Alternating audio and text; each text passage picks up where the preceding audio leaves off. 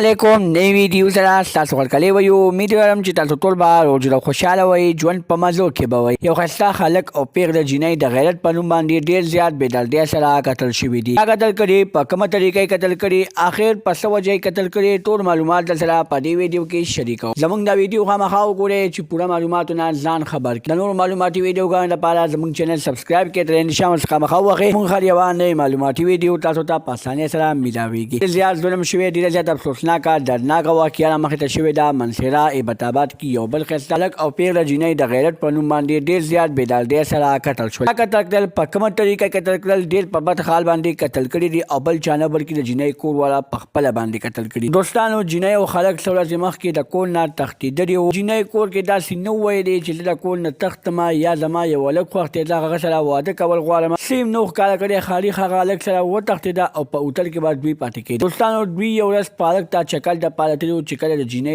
جینۍ ورونو دوی سیک کړل چې دوی په پارک کې ګرځي نو په هغه پارک کې په پایلینګ وکړو او هغه دواړه یې په هغه پارک کې ډېر زیات بېدردۍ سره په بد حال باندې قتل کړل بیا د هغې نه بعد پولیس راغلل پولیسو خپل تفتیش وکړو نه بعد د جینۍ ورونه ګرفتار جینۍ ورونه واپس هم د جیل نه خلاص شول دې په وجه باندې خلاص شول چې هغوی د خپل عزت دپاره داسې کار کړی و الله دې وکړي چې هېڅ یوه خور هم داسې حرکت نه کوي چې بیا په هغې باندې وروسته ستومانوي د نورو معلوماتي ویډیوګانو لپاره زموږ چینل سبسکرایب کړئ تر نشان ورڅخه خامخا ووهئ چې زموږ هر یوه نوې معلوماتي ویډیو تاسو ته په اسانۍ سره میلاویږي والسلام